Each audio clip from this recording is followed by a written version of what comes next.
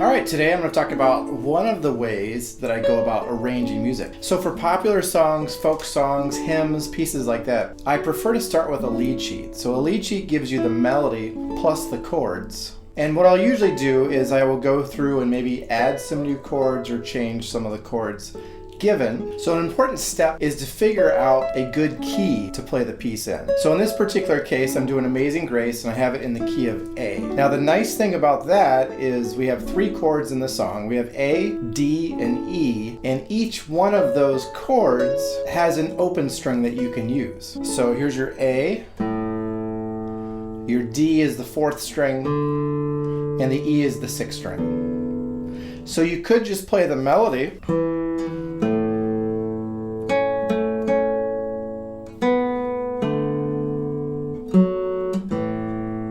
with just using open strings. Or I could do the melody up an octave where you go.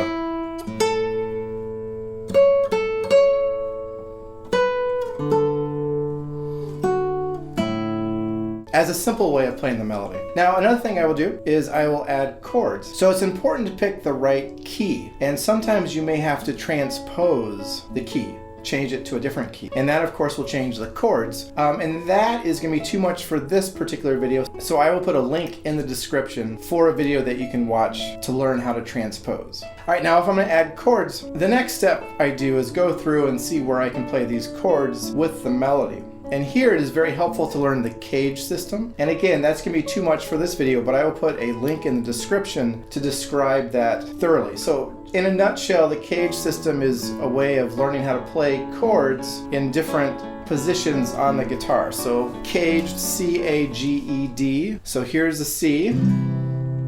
Here is a C chord with the A form.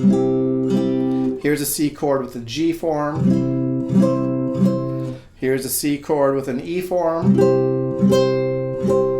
Here is a C chord with the D form. And again, if you don't know that, I would recommend you checking out a video. And again, there's a link in the description. All right, so our first chord is an A chord. So if I play the melody up an octave, we start off open E, and then we have an A chord. So here's an A major chord right here. Now one thing I probably won't do is just play this full chord. Often I will use partial chords. So you can see here's the full A, but if I just play these 3 strings, you have this. So it's a much simpler way of playing it. So you go, then the melody goes on, and I'll just keep this A chord. Now we go to the D chord. So in this position, our closest D chord is here. And again, I probably won't play this full chord. So I might play just these strings of that. So here's the D. Then I can go down here to get the F sharp. And then your A chord. And we back to here. Now the E chord. So we're going to play this note here. Here is if you'd use the cage system. So that's a very tough chord to play. So what I'll probably do is just play, again, these 3 strings of it. There. So if I play that line, you have the A,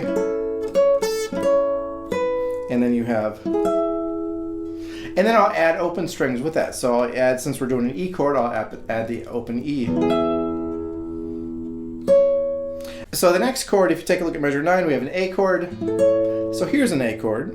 So here's that. If you use the cage system, you end up with this. But I'm just going to use these 3.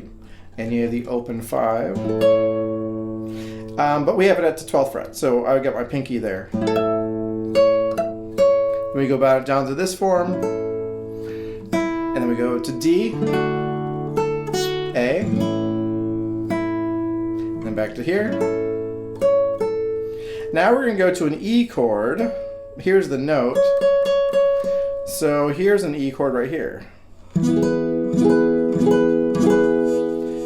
But we need this note on that 9th fret on the 1st string. So what I might do again is just play these 3 strings, but then add a finger here so I can get that note. 1st finger, and then A. So I've gone through and just explored what chords I could play when I do the melody. The next thing I'll do is experiment with different accompaniments or different arpeggios or different ways of playing it. So for example, I'll just do that first line, open 5, open 5. So I've done kind of a simple way of doing it. All I've done is I've taken that bass note and put it on beat 2. That's another thing you can use various arpeggios. So you could go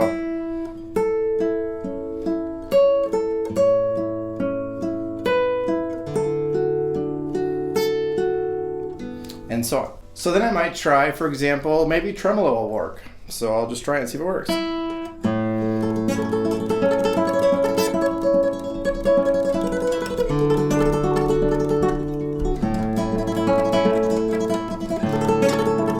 So that kind of works. What I do then is just brainstorm, try and come up with as many different ways of playing this melody, and I'll take what I like the best and put it into an arrangement.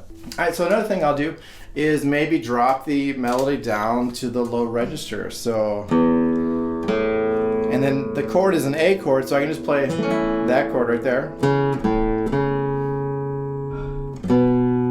Here's a D chord. A chord.